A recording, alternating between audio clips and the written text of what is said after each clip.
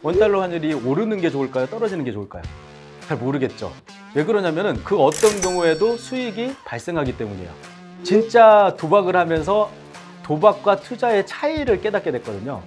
그게 이제 뭐냐면은 경제적 자유를 달성했다는 게 사실은 부동산 투자로 자산 증식을 크게 하기는 했지만 그것만으로는 경제적 자유를 달성할 수는 없었어요. 달러 투자를 공부하고 그다음에 그 공부한 것을 토대로 해서 주식 투자도 공부해서 이 경제적 자유를 현금 흐름을 창출할 수 있게 된 거거든요. 달러를 사야 할 때, 팔아야 할 때, 뭐 언제는 버텨야 할 때, 뭐 이런 부분들에 대해서 설명해 주신 걸 좀 봤는데 그거를 좀 노하우를 설명을 좀 해주실 수 있을까요? IMF 때 원달러 환율이 가장 높았을 때가 한 1,700원 정도 수준까지 올라갔었거든요. 그리고 이제 역사적으로 좀 낮았을 때, 역사라고 해봤자 1970년대 이후니까 해봤자 700원 정도까지가 이제 하방이었어요. 그래서 이제 저는 생각을 했죠. 원달러 환율은 어떤 금이나 뭐 원유나 이런 것의 가격이 아니에요. 그러니까 우리나라 돈과 달러의 교환 비율인 거잖아요. 그 비율이다 보니까 하방도 뚜렷하지만 상방도 뚜렷해요. 1,200원 중간 가격인, 예, 1,200원 밑에서 사면 올라갈 가능성이 높아지고, 그죠? 그리고 1,200원보다 높은 가격에 사면 떨어질 가능성이 높으니까 1,200원 이상에서는 사지 말아야지 이 생각만 하고 달러 투자를 한 거예요. 근데 이제 지금도 이제 그렇게 할 수는 없죠, 사실은. 그래서 달러를 사야 할 때를 말씀을 드리면은 지금은 제가 이제 전체 이건 역사상 고점과 저점의 중간이 이제 1,200원이었던 거고, 저는 이제 달러 투자는 좀 더 고도화된 어떤 시스템에 의해서 이제 움직이려고 노력을 하다 보니까 달러 투자 데이터라는 걸 만들게 됐어요. 그래서 제가 이제 글에다가 오늘의 달러 투자 데이터 해가지고 지금 달러를 투자해도 좋은 시점인지 아닌지를 가늠할 수 있는 어떤 데이터들을 이제 기록을 계속 해나갔었거든요. 근데 그게 이제 잠깐 소개를 드리면 뭐가 있냐면 첫 번째는 52주 평균을 이제 내는 거예요. 1년을 기준으로 해서 가장 높았던 원달러 환율, 가장 낮았던 원달러 환율의 중간이 얼마인지, 달러 인덱스 지수가 52주 동안 가장 높았을 때하고 낮았을 때의 중간, 그거보다 낮을 때 사야 된다는 거죠. 또 하나는 제가 이제 이 둘의 상관관계를 이용해서 갭 비율이라는 걸 만들었어요. 원달러 환율과 달러 지수의 상관관계를 비율로 표시해서 값을 산출해낸 거예요. 그것을 현재의 달러 지수에 대입해서 적정 환율을 구할 수가 있어요. 그때부터 달러를 사도 좋을 때라고 이제 제가 생각을 하고, 작년 같은 경우에 그게 1,160원이었어요. 매수할 때 분할로 매수를 하고요. 그리고 팔 때도 분할로 매도를 하는 그런 시스템이에요. 그러니까 1,160원이라는 가격이 달러를 사야 할 때이긴 하지만 내 전 재산을 다 투여해서 그때 사라는 얘기는 아닌 거예요. 1,160원 때부터 저는 이제 넘버 1, 넘버 2 이렇게 부르거든요. 1,160원에 산 달러, 1,150원에 산 달러, 이렇게 해서 올해 가장 낮았을 때가 1,180원? 뭐 요 정도 구조까지 내려갔었거든요. 1,080원까지 내려갔었거든요. 그러니까 저는 그 1,160원에 산 달러도 있고 1,080원에 산 달러도 있는 거예요. 그리고 이 가격이 이제 하방이 뚜렷하기 때문에 다시 이제 박스권 안에서 움직일 수밖에 없잖아요. 그러면 이제 다시 가격이 올라올 거 아니에요. 1,080원에 산 달러를 1,090원에서 매도하고 1,090원에 산 달러는 1,100원에서 매도하고, 그래서 수익 실현을 해가는 거죠. 그러면 샀다 팔았다를 계속 반복하는 거예요. 그렇기 때문에 이제 거래 규모가 300억 원까지 이렇게 커졌던 거거든요. 그래서 이 시스템에 의해서 그냥 싸지면 예측을 하는 건 아니에요. 싸지면 더 사고 올라가면 수익을 실현하고, 이런 것들은 계속 반복하다 보니까 그 수익률이 17배까지 이제 갔다라고 그렇게 이해하시면 될 것 같아요. 달러 투자는 저는 이제 이런 예를 하나 들으면은, 내가 이제 총 자산이 2억 원이 있어요. 만약에 원달러 환율이 1,000원일 때 그 2억 원 중에 1억 원을 달러로 바꿔요. 그러면은 내 자산이 어떻게 되냐면은 1억 원의 원화 현금하고 10만 달러의 달러가 있잖아요. 자, 이런 상황이 됐을 때 원달러 환율이 오르는 게 좋을까요? 떨어지는 게 좋을까요? 잘 모르겠죠. 왜 그러냐면은 그 어떤 경우에도 수익이 발생하기 때문이에요. 왜냐면은 그렇죠. 자, 첫 번째 예로 원달러 환율이 1,000원이었던 게 2,000원으로 극단적으로 올랐다고 생각해 보세요. 그러면은 원화는 1억 원이 그냥 있죠. 누가 가져가진 않았겠죠. 그런데 그 달러는 가치가 올라가서 그걸 매도하게 되면은 2억 원이 되잖아요. 그러면은 총 자산이 2억 원이었던 게 3억 원으로 늘어났잖아요. 자, 자산이 늘었죠. 근데 반대의 경우도 있잖아요. 반대의 경우에는 그 원달러 환율이 1,000원이었던 게 500원으로 떨어졌어요. 이건 이제 사실 원화의 가치가 올라갔다라고 볼 수 있는 거거든요. 그렇죠. 예, 그런 경우에는 1억 원을 매도해서 이 달러 투자의 가장 좋은 점이 달러를 사는 거는 매수일 수도 있지만 달러의 관점에서는 원화를 매도한 걸 수도 있는 거죠.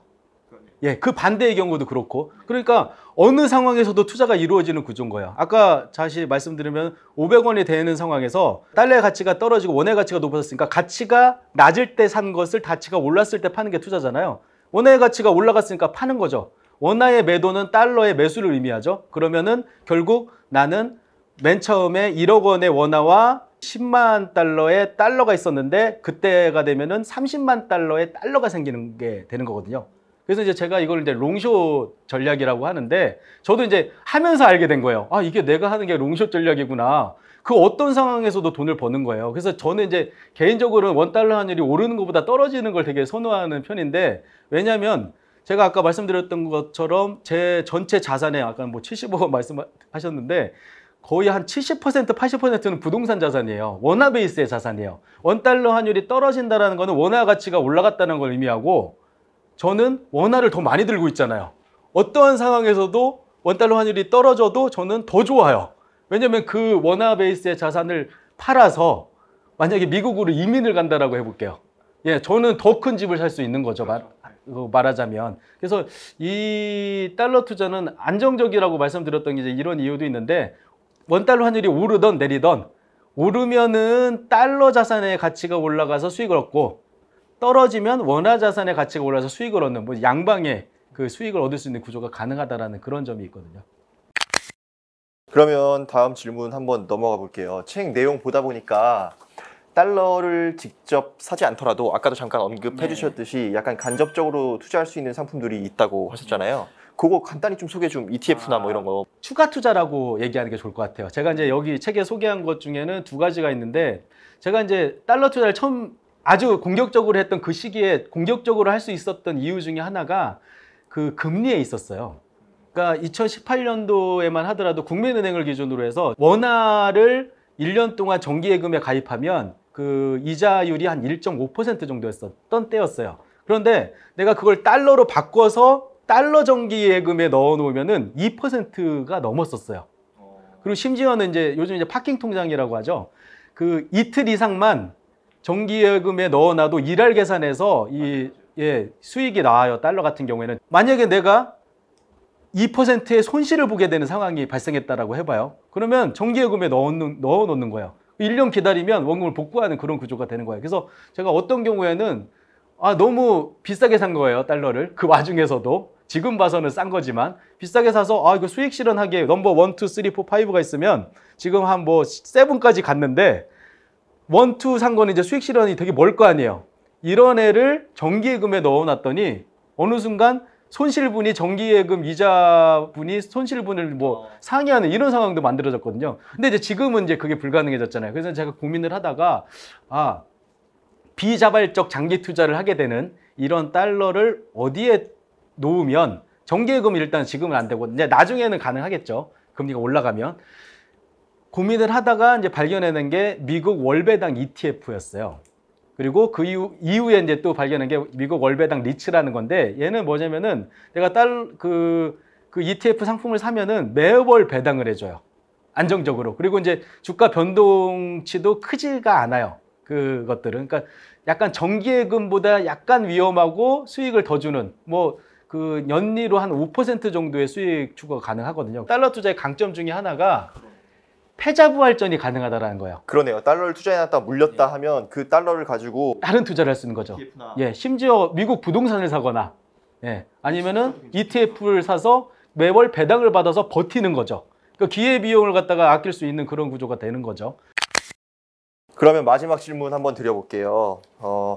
다양한 투자 통해서 특히 달러 투자 통해서 경제적 자유를 얻은 경험이 있는 분이시니까 여쭤보는 건데 이 아마 시청하시는 분들이 그 작가님처럼 경제적 자유를 얻고 싶어 하시는 분들이 많을 거예요. 그래서 혹시 본인만의 어떤 투자 철학이나 덕담 해주실 게 있으시다면 마지막으로 좀 부탁드릴게요. 진짜 도박을 하면서 도박과 투자의 차이를 깨닫게 됐거든요. 그게 이제 뭐냐면은 만약에 도박이라고 해봐요. 홀짝 게임을 하는데 홀에다가 돈을 걸었어요. 그러면 이제 짝이 나오면은 돈을 잃잖아요. 변명의 여지도 없고 딜러가 돈을 가져가 버리잖아요. 그러니까 손실의 확정 권한이 딜러한테 있어요. 카지노 측에 있단 말이죠. 그런데 투자 같은 경우에는 손실의 확정 권한이 나한테 있어요. 예를 들면 내가 삼성전자를 10만 원에 샀는데 5만 원으로 떨어져요. 내가 짝에다 걸었는데 홀이 나온 것처럼 잘못된 선택을 한 거죠. 하지만 손실이 확정되지는 않아요. 그렇죠. 팔기 전까지는 손해가 아니니까. 그러니까 가만히 있다가 기다리다 보면은 10만 원 이상으로 올라가게 되고 그때 수익 실현을 하면 되는 거죠. 그러니까 근데 이제 여기서 손실의 확정 권한이 나한테 있던 확정 권한이 증권사한테 넘어가는 경우가 있어요. 이게 어떤 경우냐면은 레버리지를 썼을 경우, 미수나 신용을 썼을 경우에 그 반대 매매를 당하게 되면 그거는 내 그 손실의 확정 권한을 증권사한테 빼앗겼다라고 볼 수 있는 거죠. 제가 여기서 이제 얻을 수 있었던 게 손실의 확정 권한을 나한테 유지해 놓으면 내가 그 수익이 발생할 때까지 기다릴 수 있는 어떤 가격에 사기도 해야겠지만 그러면 절대로 잃지 않을 수 있구나라는 걸 깨달은 거예요. 거기에서 도박하고 그래서 이제 주식 투자를 도박처럼 할 수 있는 방법은 손실의 확정 권한을 빼앗길 수 있는 어떤 행동을 하면 돼요. 레버리지를 쓴다거나 무리한 자금으로 내가 급하게 쓸 돈인데 지금 손실의 권한 확정을 갖다가 그걸로 인해서 확정시켜야 된다거나 투자 철학 중에 어떤 근간이 되는 도박과 투자의 어떤 차이라고 할 수 있는데 제가 실현하지 않은 손실은 확정된 것이 아니다라는 말을 많이 하거든요. 아, 저 그 말 되게 좋아해요. 그래서 물려있는 게 많아도 항상 버티고. 그렇죠. 네네네. 그 마찬가지로 여기에 이제 또 연결돼서 제가 하는 말이 그 수익이 났을 경우에 수익을 확정하는 것이, 그러니까 수익을 얻는 것이 수익을 확정시키지 않아서 후회하는 것보다 낫다 뭐 이런 얘기도 하거든요. 그러니까 제가 아까 그 투자 시스템에 내가 1080원에 샀던 달러를 1090원이 됐을 때 사람이 이제 욕심이 생겨요. 아, 적어도 1100원까지는 가지 않을까 뭐 이런 욕심이 생기거든요. 근데 저는 이제 그런 욕심을 아예 배제를 해요. 1090원이 되면 그냥 수익을 확정시켜 버려요. 그러니까 기준이 명확하게 있으신 거군요. 그렇죠. 그러니까 수익이 제가 이제 주식 투자도 넘버 1, 2, 3, 4, 5까지 이렇게 샀을 거 아니에요. 그러니까 넘버 1은 제가 단기 투자를 지향해요. 그래서 뭐 최소한 10% 이상 수익이 났을 때 매도를 한다, 수익을 확정시킨다 이런 이제 어떤 생각을 갖고 있는데 넘버 2, 3, 4, 5는 단기 트레이더예요. 근데 1%만 올라도 팔 때도 있어요. 예. 그러니까 이게 수익을 확정시키는 게 중요하다. 확정시키면서 그 수익을 재투자하면 복리 수익을 노릴 수가 있거든요. 그런 식으로 투자를 하는 개념이라고 보시면 돼요. 그래서 경제적 자유를 달성했다는 게 사실은 부동산 투자로 자산 증식을 크게 하기는 했지만 그것만으로는 경제적 자유를 달성할 수는 없었어요. 왜냐하면 아까 말씀드렸던 것처럼 깔고 앉아 있는데 내가 회사에 다녀야지 현금 흐름이 발생되는데 나 자산만 많다고 해서 이게 가능한 것도 아니고 지속 가능한 것도 아니거든요. 달러 투자를 공부하고 그다음에 그 공부한 것을 토대로 해서 주식 투자도 공부해서 이 경제적 자유를 현금 흐름을 창출할 수 있게 된 거거든요. 또 자주 하는 말이 하면 된다라는 말이 있잖아요. 근데 저는 이제 하면 는다라는 말을 많이 해요.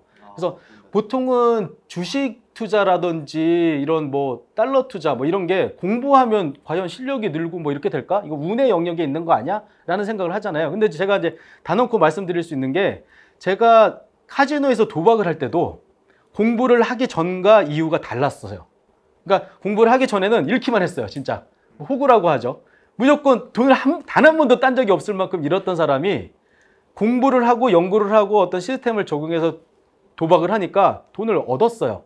그때 제가 깨달았던 게 운의 영역에 있다라고 했던 도박조차도 공부를 하니까 느는데 주식 투자나 뭐 이런 투자의 영역에 있는 것들은 그래도 운이 도박보다는 덜 적용이 될 거 아니에요. 작용을 할 거 아니에요. 여기에서 공부를 하면 이 실력도 늘 수 있지 않을까라는 물음에서 시작돼서 공부를 했던 게 제가 경제적 자유를 달성할 수 있었던 가장 중요한 기본이 됐던 거거든요. 그래서 이제 여러분들한테 당부하고 싶은 말씀은 투자도 공부를 하면 늡니다. 예, 좋은 말씀 감사합니다. 오늘 시간 내주셔서 정말 감사해요. 네네네. 오늘 나는 주식 대신 달러를 산다 책 쓰신 박성현 작가님 모시고 달러 투자에 대해서 이야기를 나눠봤습니다. 재미있게 보셨다면 구독과 좋아요 부탁드리고요. 북구미는 항상 여러분의 성투를 간절히 기원합니다. 네, 저희는 다음에 또 유익하고 재미있는 정보를 들고 찾아올게요. 감사합니다. 네, 감사합니다.